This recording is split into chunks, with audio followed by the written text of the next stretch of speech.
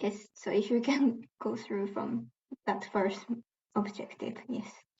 So I would like to welcome everyone again on my behalf as well to the training. So shortly about the learning objectives.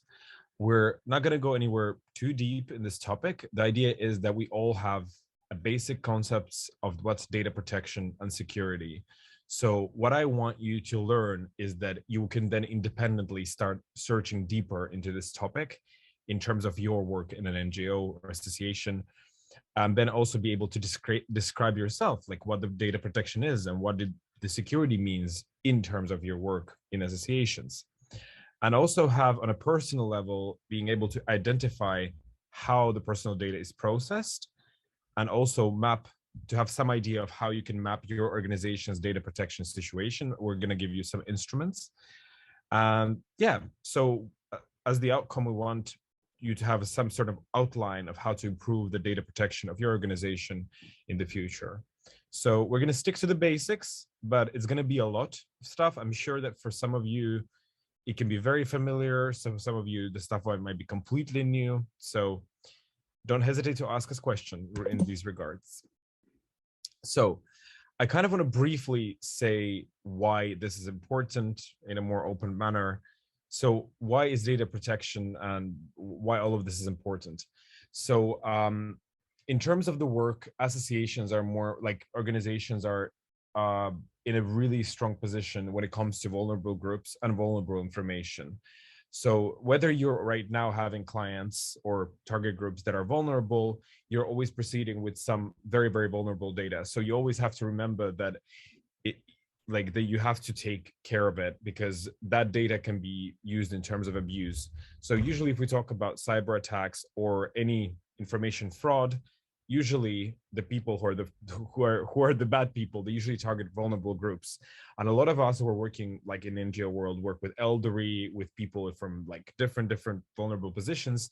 So that's number one. Second one, why it's also important, is that communities, multicultural and diverse like organizations that are representing different nationalities, cultures, have to understand that you as an organization are also setting an example of how it should be done. So it's good for you to also be confident about the security and kind of create the standard in a sense. And also it does give a sense of safety and trust within your community, the members, the board, whoever you work with. And also there are some legally things, but I think it's very, very important to start doing it, because the whole field, like if you look at the digitalization agenda of the Finnish government, it's more and more going towards the data security. It's one of the most main themes. So this is why it's important to at least have the basics figured out, so you can grow some new knowledge on top of that. Because right now it's not strict, but in the future we can say that the demands for accessibility and data security will be very high, and this is also why this is important. So, oh, 1 second. Yeah. Is this Yuri to you, right? Microphone? Yes. Now, This is my part? Oh, sorry, my bad. All right, so the basic definitions. So when we talk about data security, we talk about all of the security that's happening within the computer environment. And the most examples are security threats that include data phishing. So basically someone trying to steal the data, identity thefts when someone is pretending to be someone they're not. It can be an organization, or for example, the good example was with Nazima, the vice mayor, for example. She had her identity essentially like stolen, and somebody created an Instagram account and started begging for help, like creating a lot of problems. These kind of situations, scams, computer viruses that we're quite familiar with. And yeah, and then data protection, it's about we directly refer to the legal rights that everyone has to ensure the confidentiality and the reliable processing of their personal data. So data security is more of the abstract, and data protection has some very more stricter definitions of what it is. Yeah, I think that would be the most simplest way to define these two.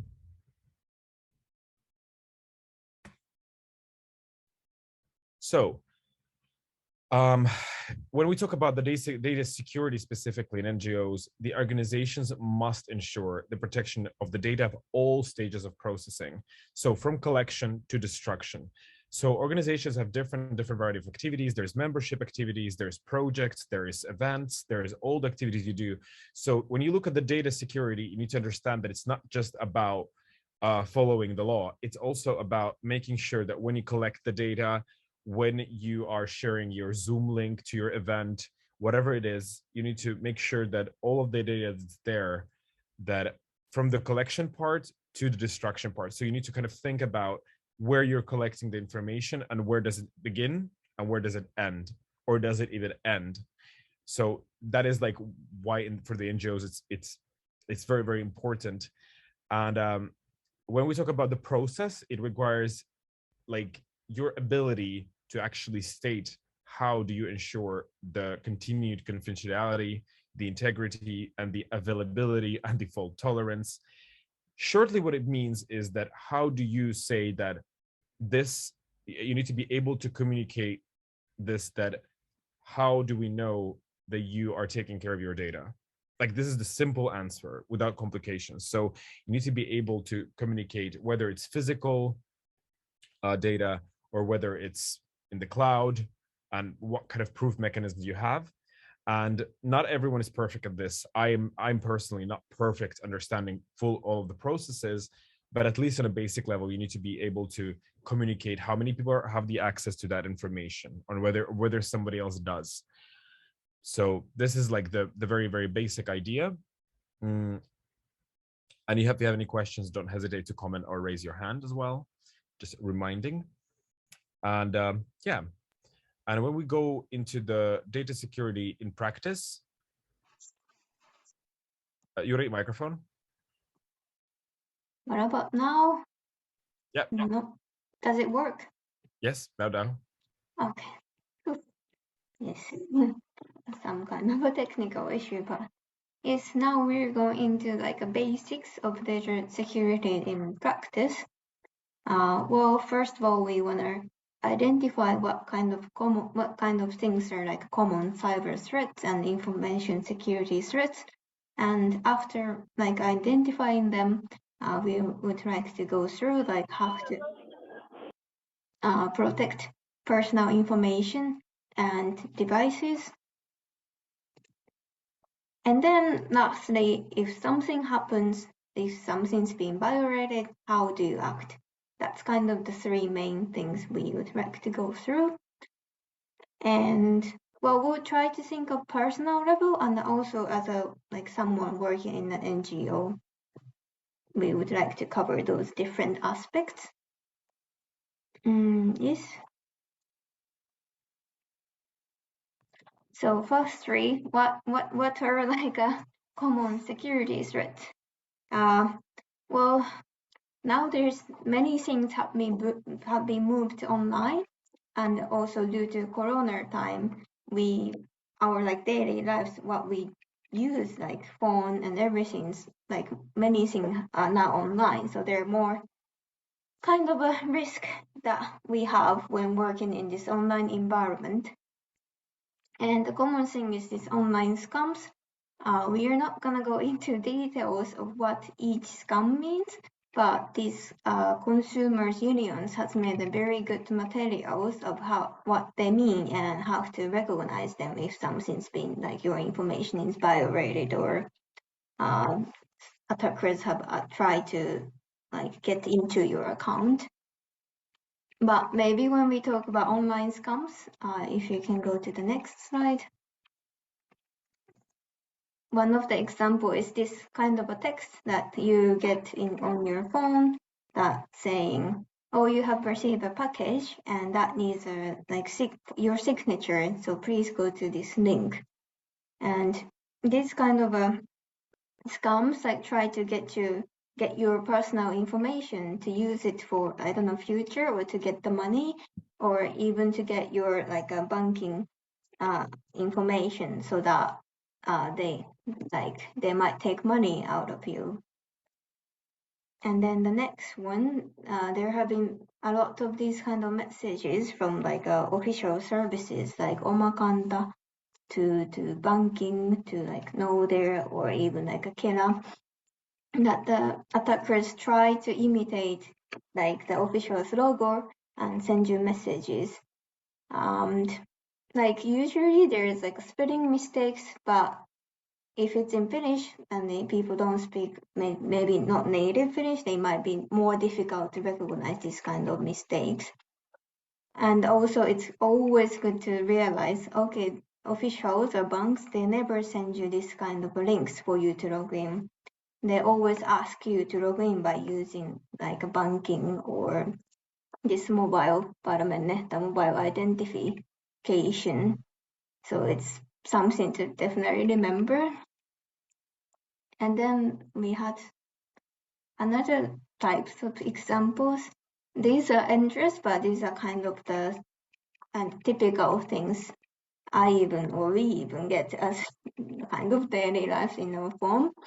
But there is this like a service called McAfee. This is actually to protect your devices that exist, but this attacker tried to imitate the look, even the like colors of it, and try to get attention of the consumers to say like, oh, there's like a sale going on, or it's even for free to use these services.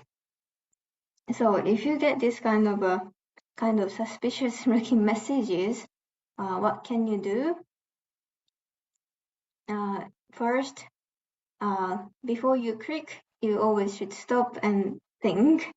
And of course, this is easy to say, but we are living in a very busy world, so it's easy to get this notification and act very quickly to that link. So even though it sounds very basic, it's always good to think, okay, who is sending these text messages? Is it reliable? And usually if the like a sender's email, there's a weird like a spelling mistakes or it's not doesn't look like an official one. And also it's always good to go to the website of the services they're pretending to send this message from. For example, like the packaging services will be Posti, or if it's Omakanta, you can always go to the web browser and search for Omakanta. And then they ask you to log in by using banking identification or this mobile identity management. They never send these links. So the next one, again, it's very basic thing, but it's good not to tell everything about yourself, not even your name, address, or phone number. And it's also good to protect your family or friends who are close to you and their information as well. And sometimes it has happened, like there has been many social media accounts, and then even your friends might be sending these messages like saying this product is now free, but it's possible that their account's being attacked and hacked, and then attacker is trying to get some information out of you. So it's good to keep in touch with the people you know in the real life as well, if it's possible. And if you see this kind of a strange message, you should let that friend or family know, okay, this doesn't seem right. And very important thing for us as people working in NGO, it's always good to remind them, your clients, your members, about these basic things even. One typical thing that we often hear is that like people sending the social security number by WhatsApp, which can be very, very dangerous to the person who is sending it, first of all, because this social security number can be used to open a bank account or to make a loan. And also as a worker, if you get this number, it's good to delete it immediately, because you don't know what happens to this number. If something happened, then this person who sent it might doubt, okay, did you do something, or this kind of thing could potentially happen. So that's something to keep it in your mind. And Alton, go ahead. I want to just add something about the social security number. So this is a very common practice. Like we realized that in digital support amongst every language group, it doesn't matter, but this is a practice to share it. But the thing is that if your phone gets compromised for one way or another, it can create like a lot of issues in a sense, because then you don't even know where it happened, who did it, where is this from, because you can basically subscribe to quite a lot of services just knowing that number, like online services, depending from electricity to mobile phone numbers. So the social security number, it's quite like, that's some very sensitive information that should never be shared like on WhatsApp or that directly. Yeah, I had to just add that. So after identifying what kind of threats there like exist in our daily lives, well, we want to move on to then how to protect ourselves and our devices. Well, first of all, it's good to keep your like device software updates like up to date, so it has like a newest security features in your device, either it's a laptop or a phone. And it's good to block your camera when you're not using it. In case of some attacking happens, they might be able to see you through this camera that we have. And on your phone, like you don't have to allow this access to the camera when you're using different applications. So it's recommended for you to check the settings on your phone, like does this application have access to your camera? And then next, in case of, you bring your devices to the public space and it can get, stolen. So in those cases, considering that cases, it's good to lock your devices all the time. You can use a PIN code, your password, or there's like this fingerprint or Face ID. So there are different ways to lock your devices as well. And then another thing to be careful with is this public Wi-Fi, meaning it's open to public. So if you're using it, you don't know who might have access to your information. So especially if you're handling like sensitive information like banking stuff, or you're doing this NGO work in a public space, then it is recommended to use either like a password protected Wi-Fi. If not, then your like a phone has this hotspot to share your data. So that's the way if you are handling this kind of a sensitive stuff. Can I And add? then, Can I? yeah, sure. Yeah, I just want to add something that, like, for example, with the software updates, I did some research into the most common cyber threats and stuff, like how does it happen? And one of the most common reasons is not updated devices. Like that is literally like the one of the really, really common ones. And I like to think of the updates as kind of like a vaccine against these viruses, like online. So keeping your apps updated or your computer updated does, like, it's like the most lowest threshold of like the least you can do to just make sure that it's protected.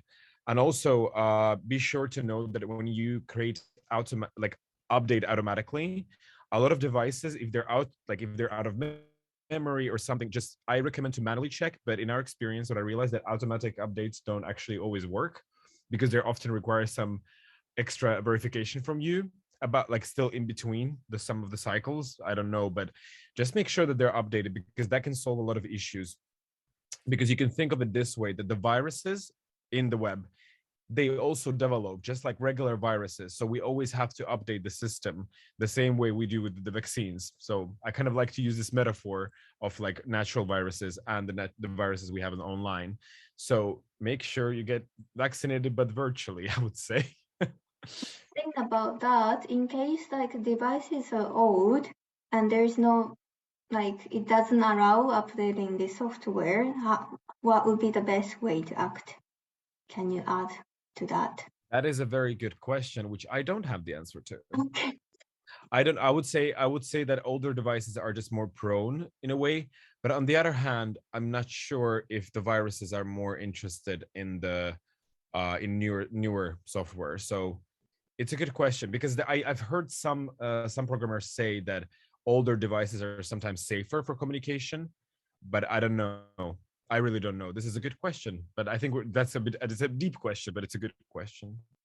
But anyway, whether your device is old or new, it's good to keep an eye on these updates. And as Autumn said, the automatic setting sometimes doesn't work, so I recommend you to go check it like regularly before you shut down your computer or even your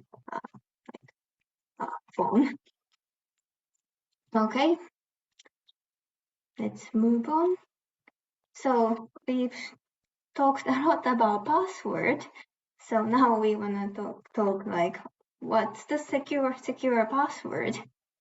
So it might be quite familiar with you that attackers will try to use these common passwords like a easy like 1234 or just same password with 1234. And if they happen to get into one account of you, then they will try to log into another account you're using. So, well, we always say that do not use the same password, first of all, to old accounts or services you're using. You can go to the next slide. And I think you often hear about this, but it is very much recommended not to use it. And you might wonder then how can you remember them all? So we'll talk about that later after this, how to save them. And then when you make secure password, it is recommended to use this strong, like a memorable passwords, but then using like random words. And random words doesn't mean that you can use your name or birthdays. It should be something that attackers cannot predict you from your personal information. Like for example, you have this social media account, so attackers know your name. So it's not good to use your name or even birthday in your passwords because attackers can predict that that's a very easy accessible information for them. And at the end of this page, there is this Ure Digitalenet, like Ure's digital training platform. And then if you go there, you can like write random passwords and see how long does it take for the attackers to hack your account. If it's too easy, it will be like 10 seconds or 5 seconds. If it's very difficult, it would suggest like forever or 10 hours, something like that. It's in Finnish, but it's a very easy to use tool. So I guess you can also use a automatic translation. What does it say? So that's kind of interesting too to try. And then next one. And also, yes, well, it's recommended to use this strong authentication. Authentication,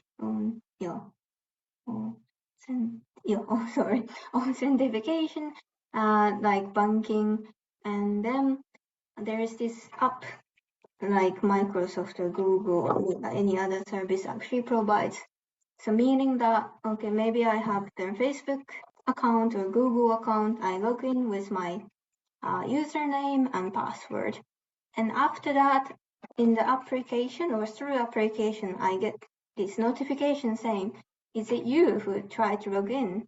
Then I can identify myself. Okay, it was you. So it kind of has a two thresholds in order to successfully logging into your account.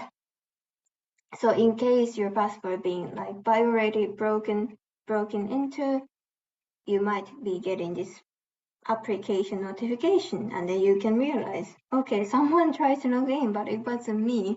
So you can act quickly to change your password, for example. Yes. So now that how to save these passwords, now that we are using so many different social like media accounts to different digital services, we cannot remember them all. And first one is using browser, meaning can be Google Chrome, Firefox, Internet Explorer, anything that you are familiar with using. And then you need to be logged in with your like a Google account or Microsoft account, the email account, whichever one you have.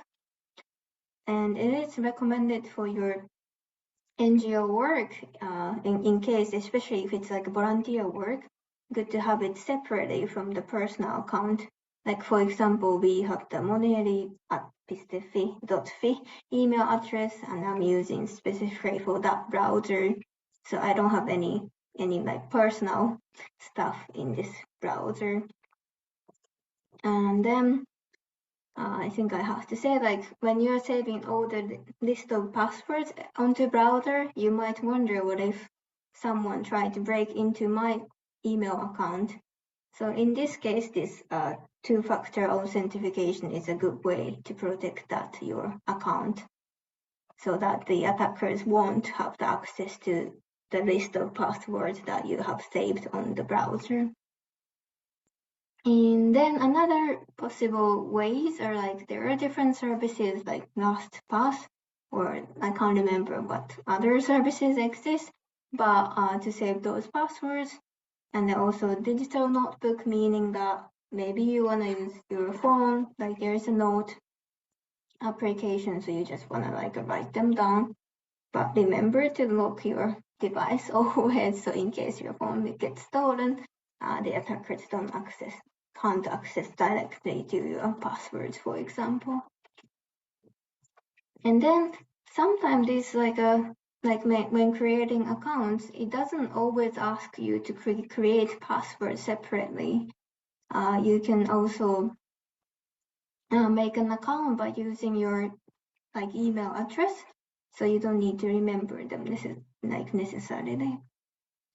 And lastly, these physical notebooks, like some people prefer writing them down on the notebook or on paper, which is fine, as long as you don't save them or put them in the same place as your device. Because in case device gets stolen and there is a paper having the list of your passwords, then lucky for the attackers, they can just get into your all the accounts and then get all the information. So these are the things to think about when you save the password. Either it's for the personal use or for the NGO work.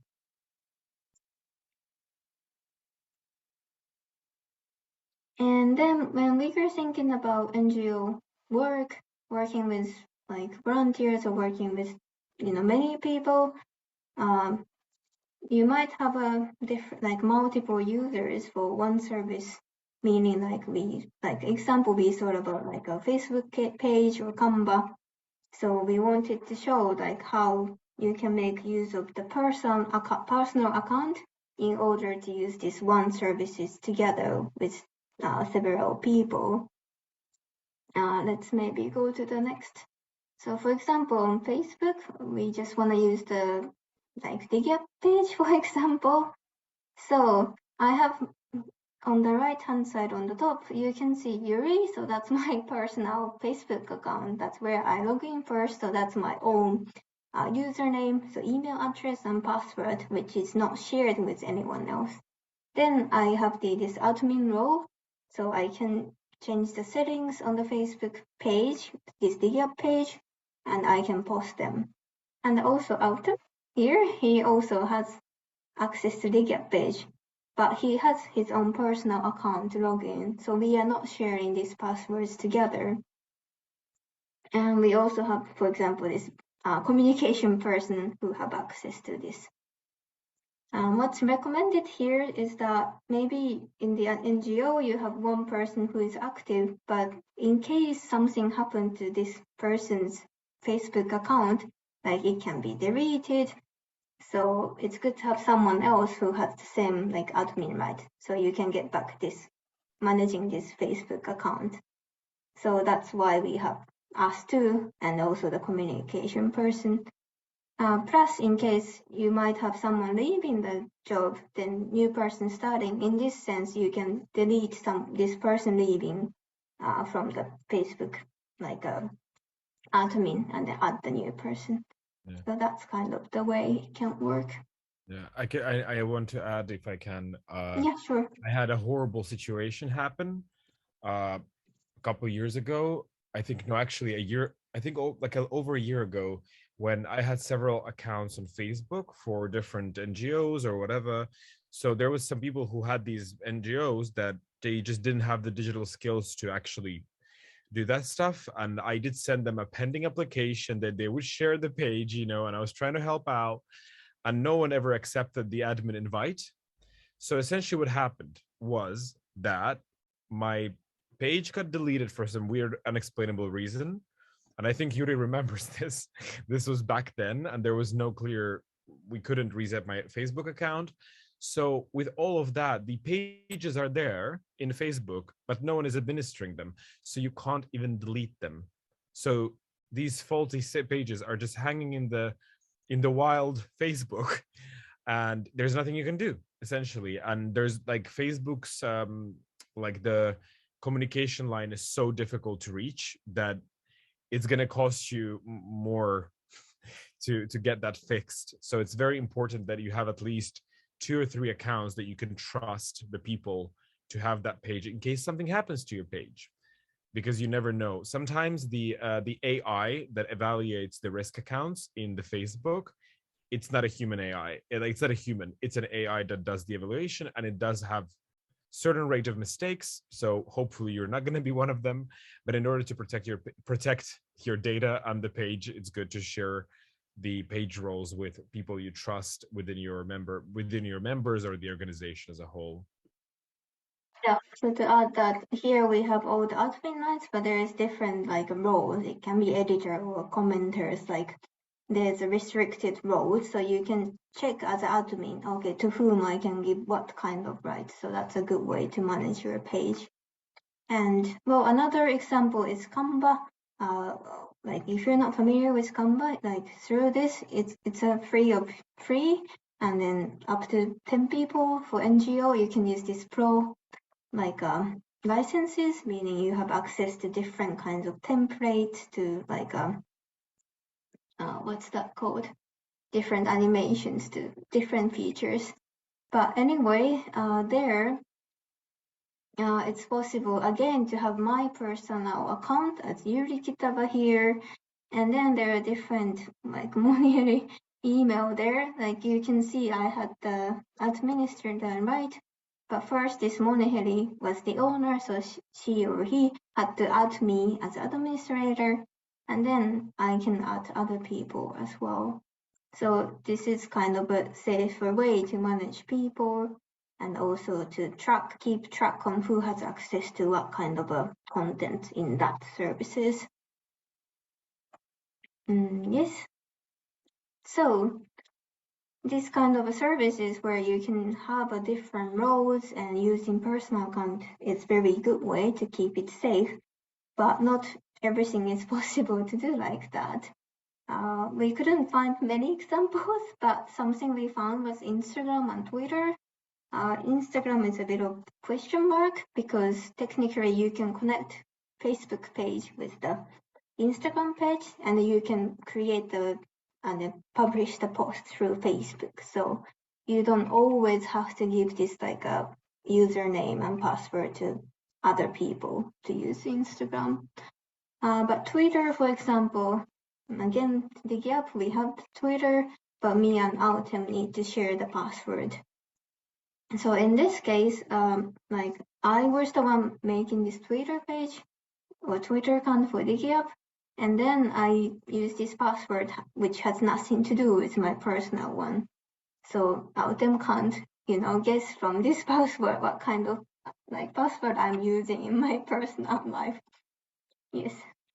And then also it's good to make sure who has this access to this account. So like maybe I pass on to Autumn, so it's good that Autumn tells me like, okay, I'm passing on to this someone, let's say communication person or our intern. So like everyone's aware how many people have access to this. So in case like the Twitter let us know, okay, someone tried to log in, then we can act, okay, this might be someone trying to get into our account. And then the last point is like, well, it depends on how you use your devices. But if you're sharing your device with someone else, then it's good to delete your personal information. Like if you log into browser, every time you have to log out, so anyone else using that device after you won't have access to the personal information. And also in case you're going to like a libraries or public spaces, then of course it's like you have to check that you logged out everything that you've used. Yes, then it's a bit of like there's non-profit benefits, like how to protect the personal information devices. You might think, okay, these can cost a lot and might be difficult to get, but as an NGO, you can get this Google Workspace for free. It's like a cloud-based system, and it's encrypted and like said to be quite safe. And then there is also Microsoft Office 365. There is application called Windows Security. So for example, I have it downloaded on my device, so it scans the information or it scans the like a file that I downloaded into my laptop, and it lets me know if there are any threats or not. One thing about this Windows Security though is that when I updated my program, like my laptop to Windows 11, it didn't work properly, so I have to put some kind of a code into the system, which was not like difficult at all, but it's good for you to know if you have updated your devices to the Windows 11, just double check that you have Windows Security running in the devices. And if not, you can Google why it's not working. And if you need help, then you can contact me. And this is where digital support can help. And the third option is this TechSoup. I'm not sure if this is familiar with you, but TechSoup is a platform that giving like discounts on different services to the NGOs. And one of the options is this Norton Security. They give this like protecting devices up for up to 5 devices, and this is 1 year subscription for €11. So that's was the option we have figured so far. It's fine if you're using something else, but this is something that's quite reasonable for NGOs to use. And then next. I think there are some people joined afterwards, so if you have any questions, feel free to write them in the chat. So we first went through like what are the common security threats we face, and then how to protect our devices and information from that. But even if we act like carefree, things can happen. So, for example, as I said, like someone tried to log into your account, and then you might get email notification or authentication up saying like, oh, someone tried to log in. So if it's not you, then you need to act to change the password. And the next one. And in case, okay, if you realize something is wrong with some of the accounts, and you might check the banking account, and then you realize, okay, your money is gone, then you have to notify your bank immediately, like as soon as possible.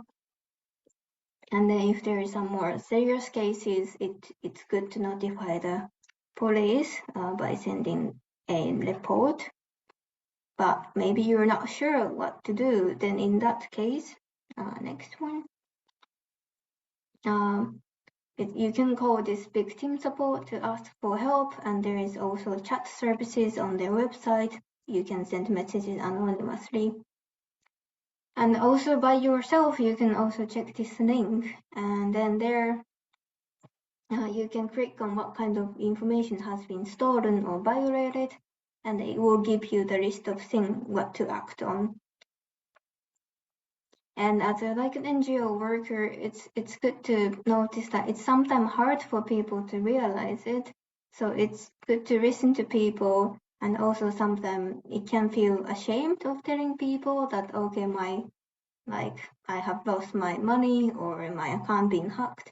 But it's good to be supportive and then let them know what kind of act they need to do. And then next slide, we have collected the useful links, and we'll be sending this PowerPoint presentation to you by email, so you can like check those links later as well. And then, yeah, I think I can pause. So I hope everyone had a good break and are ready to learn more. So when we talk about data protection as a whole, the main point is that everyone has the right to the protection of their personal data, which is a fundamental right. This right considers everyone, and essentially you as the owner of your data about you need to, it's essentially it's about fundamental rights and the safeguards that the freedoms of the subjects with regard of the processing of personal data. Essentially, it means, without complication, that you have the right to know how your data is processed, and you have the right to also affect how it's processed. So when we talk about what is personal data, so it's any information that is related about the identifiable natural person. So your name, your birthday, your address, your phone number.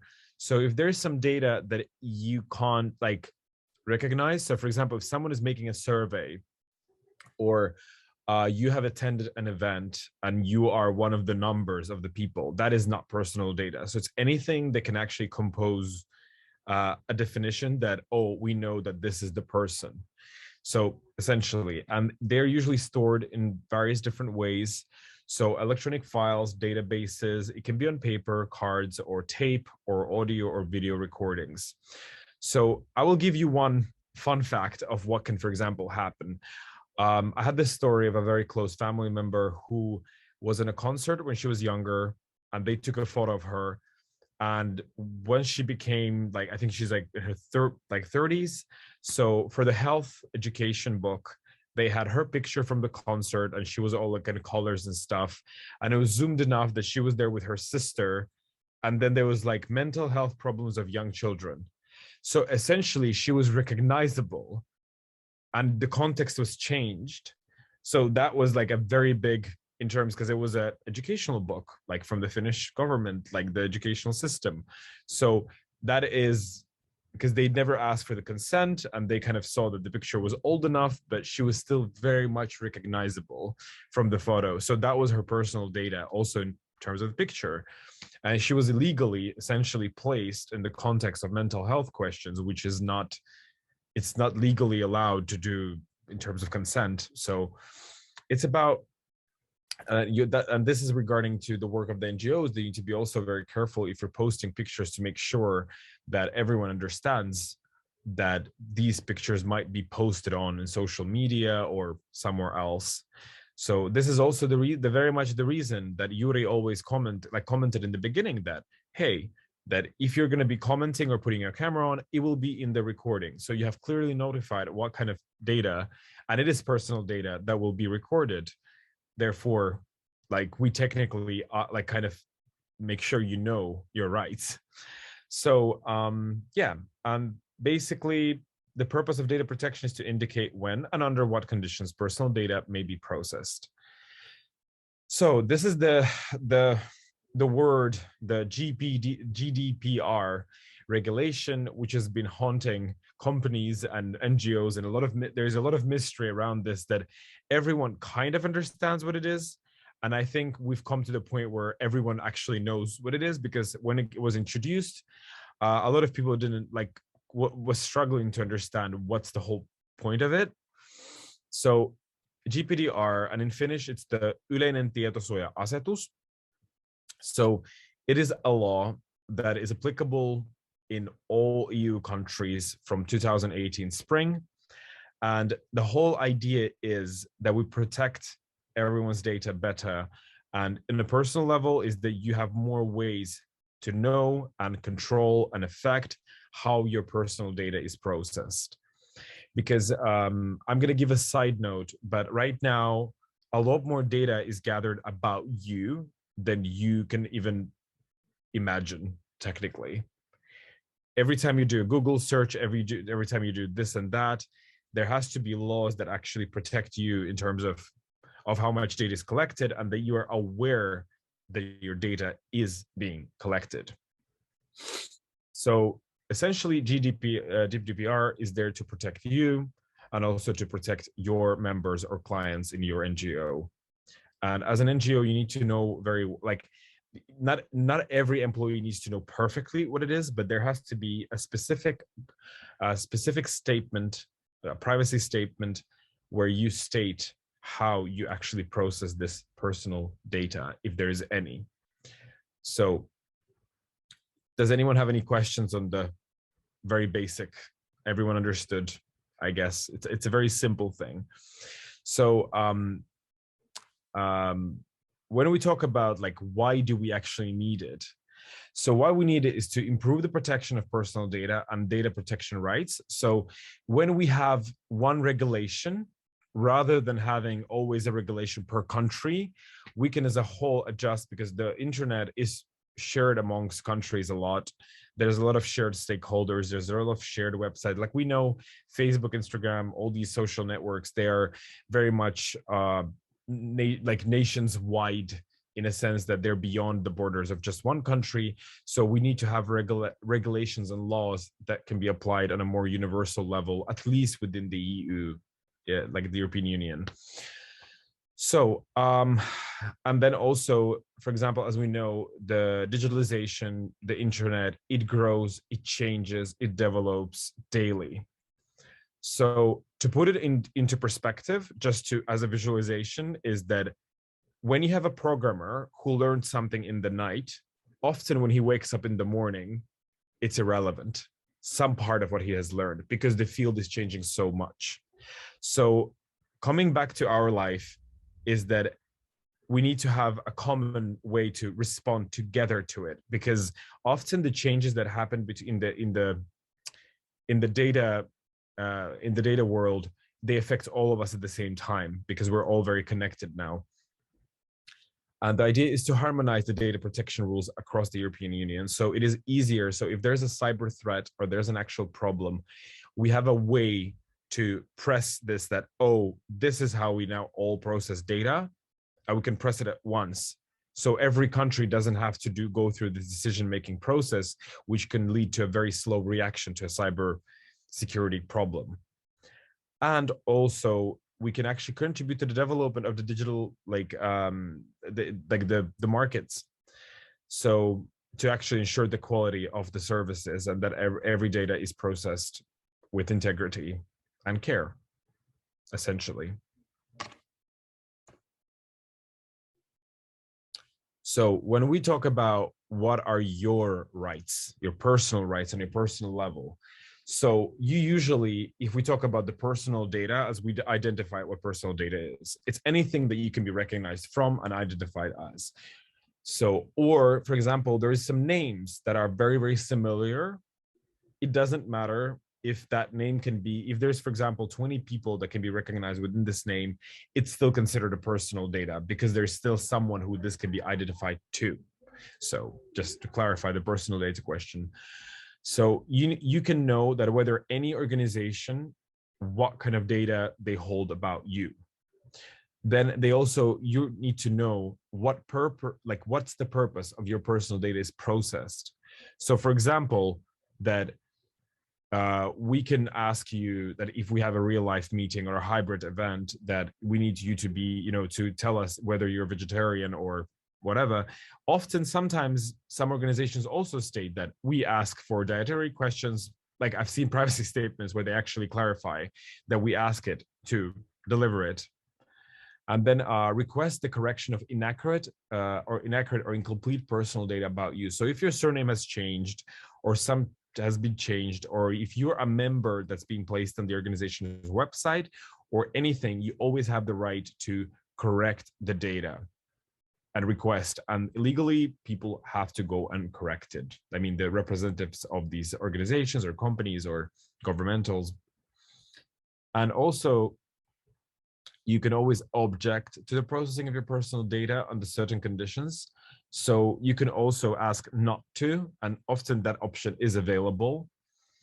Sometimes, you know, when you are signing up, when you sign up forms, that's when you can see sometimes different questions asked, like whether we can use your data for marketing purposes or stuff like that. So you could also object to certain process of data. And you can always request the restriction of processing your personal data, which also means pretty much the same, but it's about certain specifics. So objection is more of a complete no, and request restriction is also possible. In some cases, if you look at the governmental structures such as like Kela and all these different stakeholders, the law states that if it is in your, they can't always delete all of your data because it has to do with security measures of the government and stuff like this.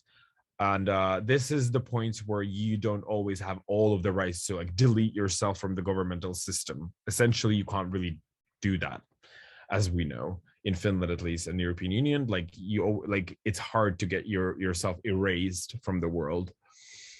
So, but you can, for example, as you know, in Omakanta, you can always press whether you would like information to be shared between the hospitals, but you can also restrict that data. Of course, it makes life easier, but it depends on the case and how you feel personally about your data being processed, whether you're comfortable the medical hospitals or the doctors to actually have the access to this information. And this is actually comes to the transfer of your data to another organization. So your right is to also, if you, for example, are like, this was a good example between the medical stakeholders. Also, you have the rights to regulate whether how it's transferred. And also what's very interesting is about member organizations. Sometimes members have the right to access who are the members of the organization that they're members of. That is legally the practice, that if you're a member of an NGO, you have a right to know who the other members are once you submit to become a member. This is also something that NGOs can also regulate themselves, but it's like a common practice in a way within the privacy statements.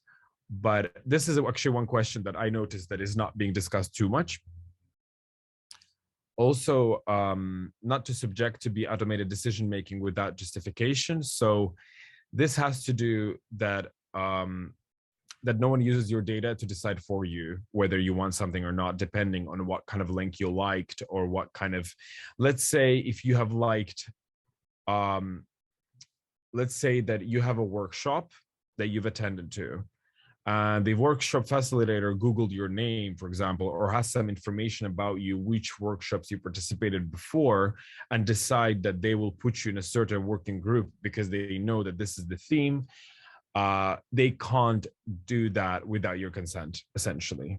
They can't decide for you these kind of things because that would be bias in data, and it's not the... Anyways, but the point is that you can't be subject to automated decision-making without a justification or consent. So most often these rights are your fundamental rights, but if you, actually this comes to this consent question, that if you're an organization and what are your responsibilities, so you can, and when can you even process personal data? So there's different grounds on which we can state this, and all of this information is actually like, this is like taken mostly from the ombudsman of the data security, the tietosuojavaltuutettu. So you could always, if you're unsure, I highly recommend to check their website. They have a pretty solid content on this, but essentially your responsibilities are to make sure that the personal data has grounds why you process it. So the consent, that's usually when you say that you accept the privacy statement, click, it means that they accept how they will be. And the truth is that from what I know, most people don't read it, but let's say that if the privacy statement is there and it's within the GDPR, it's very hard to break any laws, but I mean, it's good for you to check always what you're signing up to, especially if it's a company, because sometimes when we sign the privacy statement, we also sign our rights away of our data to be like proceeded to the third parties, and usually they're not advertisements, but they can be if the information is leaking. So it's a personal question. Another thing could be a contract. So if if you are employing someone, you signed a contract, so you have the social security number sometimes in some cases, banking information, like the IBAN information. So contract is also a ground for it. And sometimes it's about the obligation of the controller, which actually means the legal. So if there is a legal obligation, for example, if your volunteer is going to be working with kids, sometimes you need to legally check their background on the criminal registry to make sure they don't have any, if they're regularly working with children.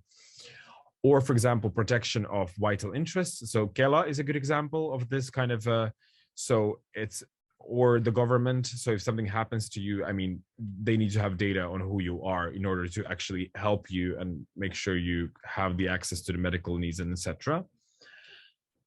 Or sometimes if you've given out your right, then the registry, like the holder of the registry has the right to give it to a third party.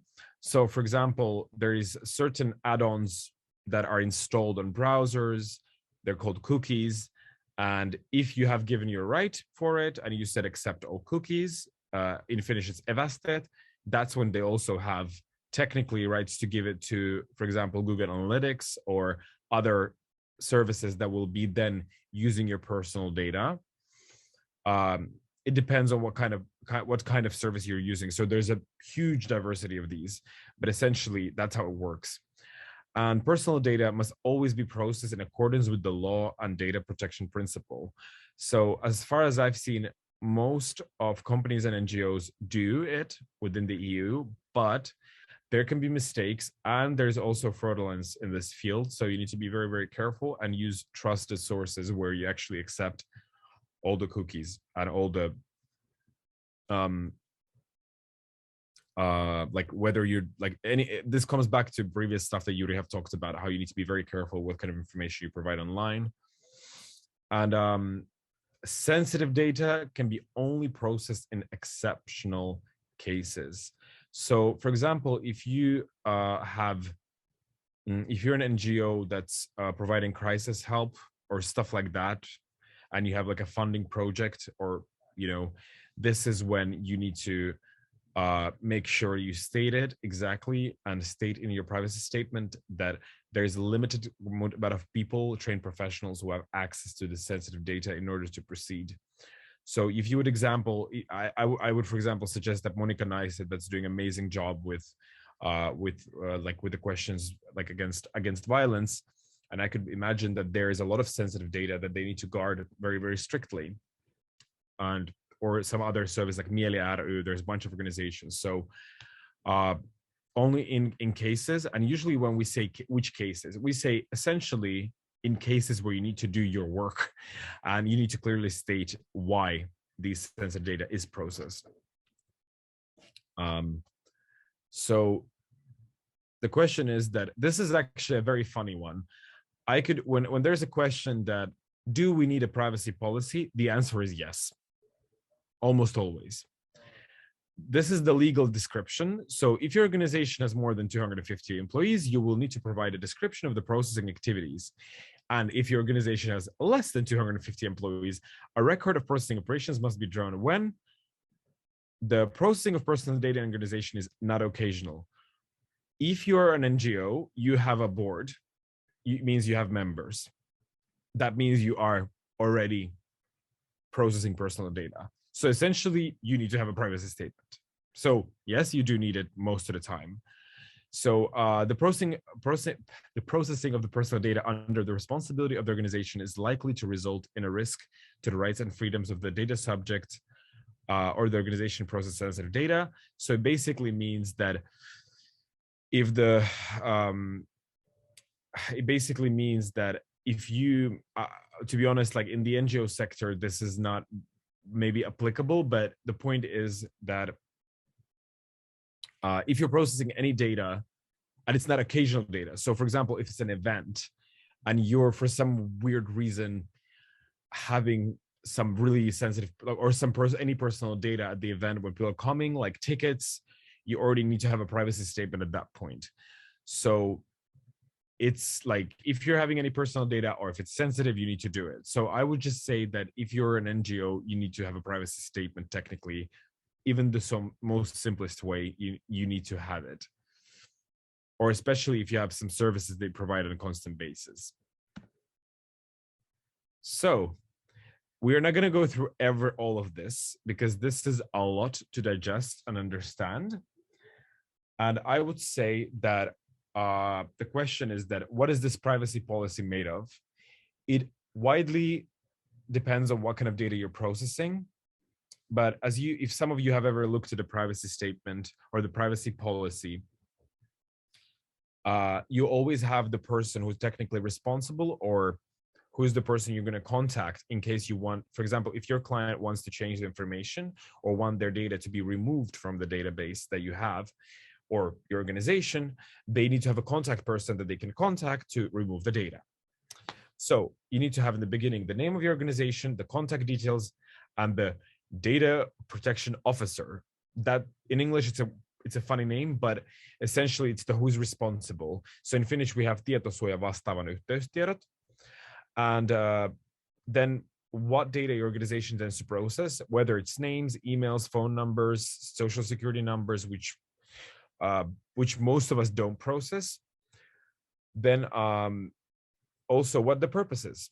Why do we need it? A short description. And the legal basis for the processing of the personal data, where you actually refer to the GDPR, that this is the legal basis we need to process this data because this is legally how it's supposed to be done. Then which other organization or person may have access to the data. So if you're in partnership with some organizations, or if you're doing shared events, that is also very important to state it.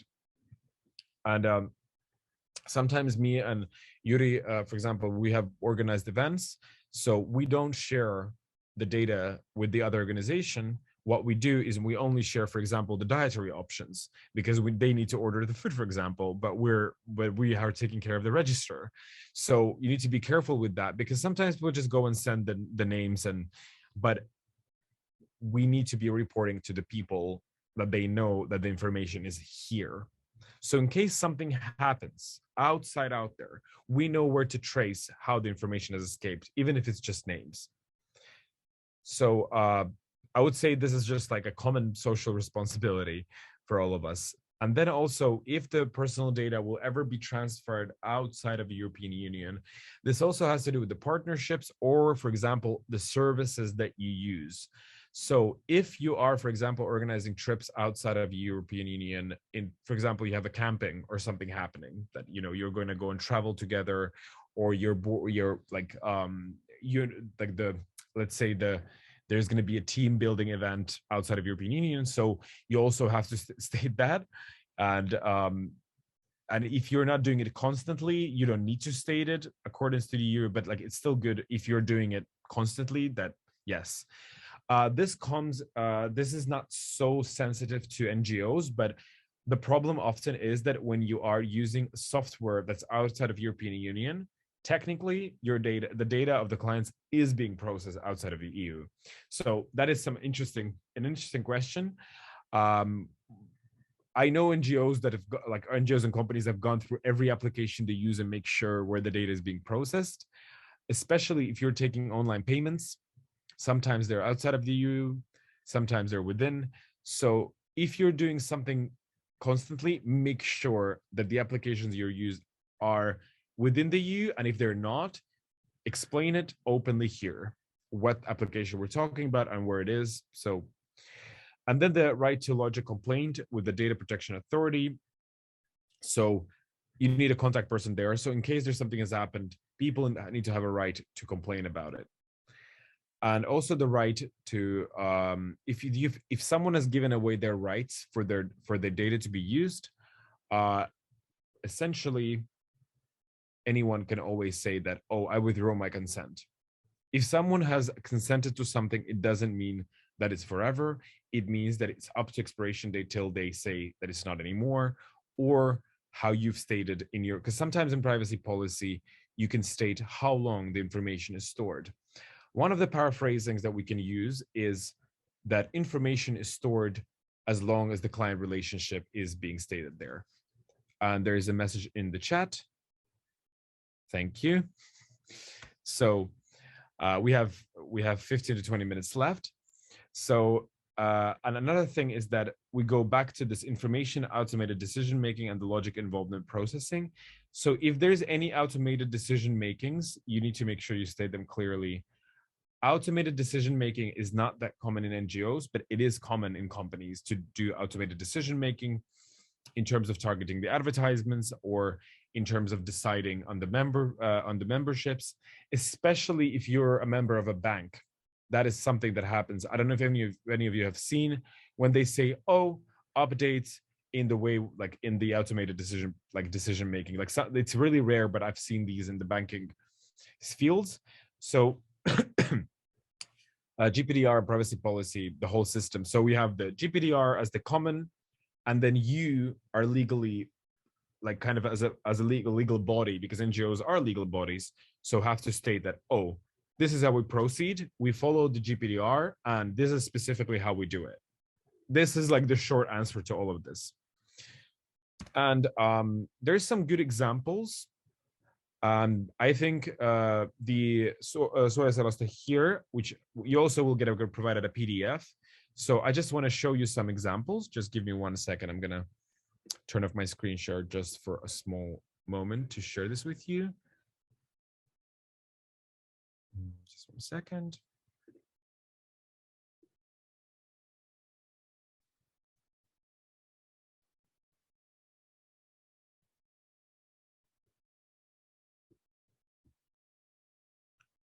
So first, we're going to take a look at the, just give me a second, sorry.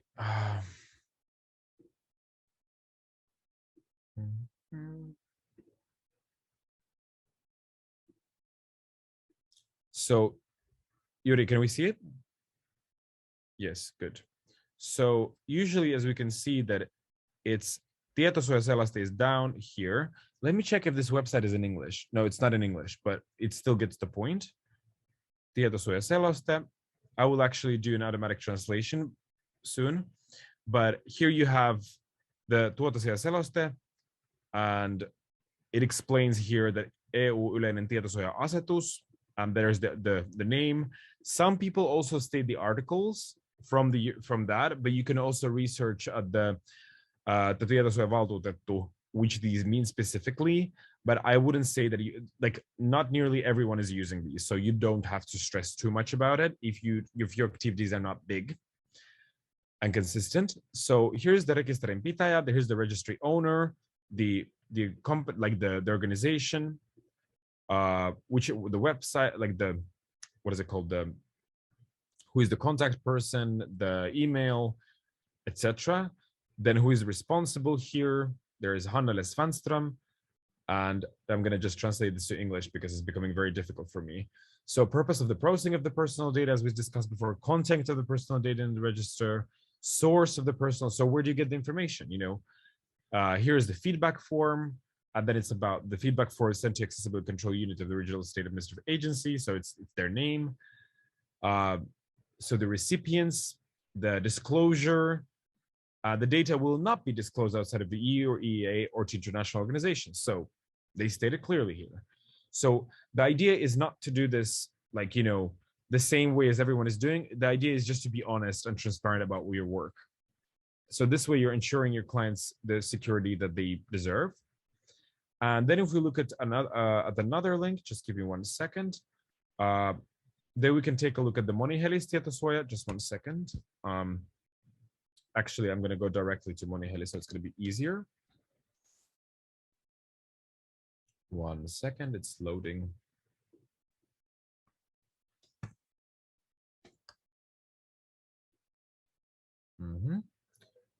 Is it visible? Yeah. So here we have tietosuoja-lauseke. So here is also the full-on explanation. By the way, I wanted also to state to people that you don't need to have your tietosuoja in all of the possible languages. That is not a requirement, at least yet. I have checked this specifically, and it's enough if it's in the local language, or English should also be enough. So, oh, it is in English, turns out. Great. So data protection of Moniheli. So we state exactly why, purpose of the user data, the member register, what kind of register we have, who has the access. So participant information consists of name, email address, phone number, and as of 2017, age group and gender, attendance list for the various events. So I'm quite happy for this description. It has all the, of course, it always could be better. But for example, we even explain here that which applications we're using, the account economic advisor LTD, Wage, payment information, and the NetVisor. So SurveyMonkey, OneDrive. So we're very transparent here on what we're actually using here, which is a good example. And also the last but not least, actually, yes, it's last and least, I want to show you one more. Just give me 1 second. So the one which is one of my favorites, just give me 1 second.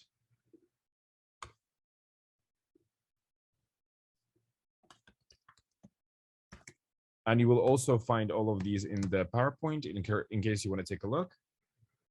So this one is also, you need to, we talk sometimes about accessible language.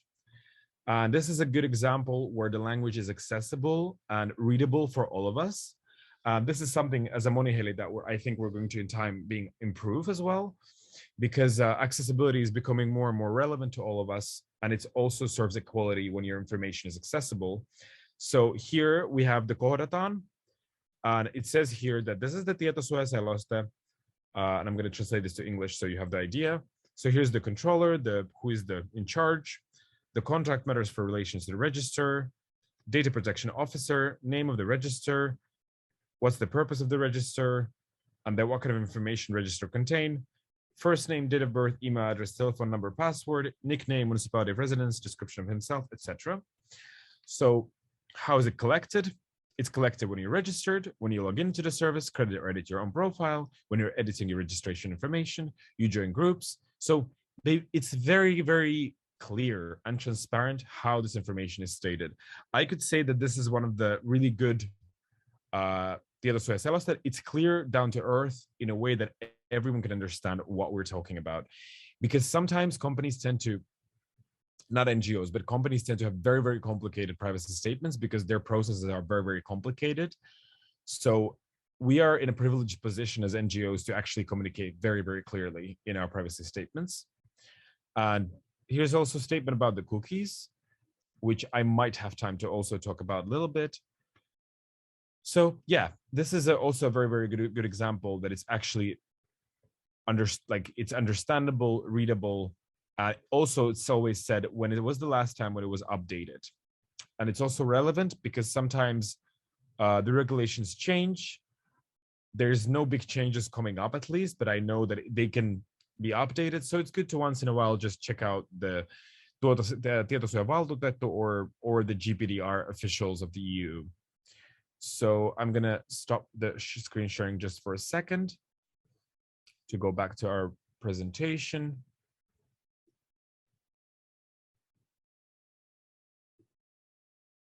Just 1 second.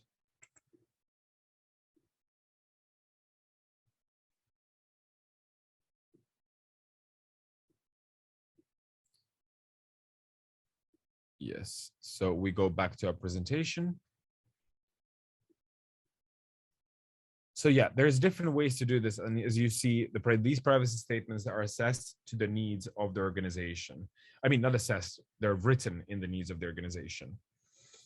So at this point, I would say that, so where do you start? It's very difficult when you have all these lists of what you need to be considering. And one of the really excellent products or PDFs that actually Yuri has shown me a while ago was the association's maintenance book, A Folder of Important Things. So it's from the project of Impromptu. And what it has is it has an excellent kind of a list of things that you can input. So this guidebook has a lot of other questions as well that you need to consider as an association, but specifically in the number 4, in the sector 4, they have the data security. It is in Finnish, but like if you use just like automatic translation, or for example, ask me and Yuri for help, we can also help you to kind of look at these, like how to actually fill these in. But all of the answers you're going to input here will essentially become part of your privacy statement.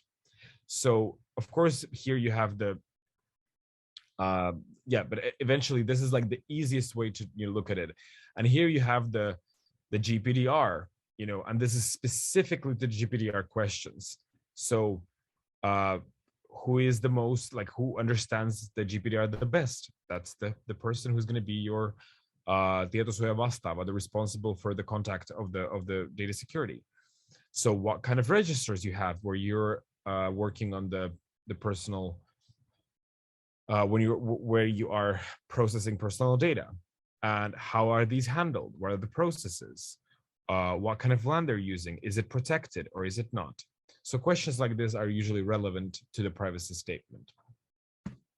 So at this point, do you have any questions regarding the stuff that I just talked about, the GPDR and all of this? I don't know, this might have been a lot, but yes, Tuuli.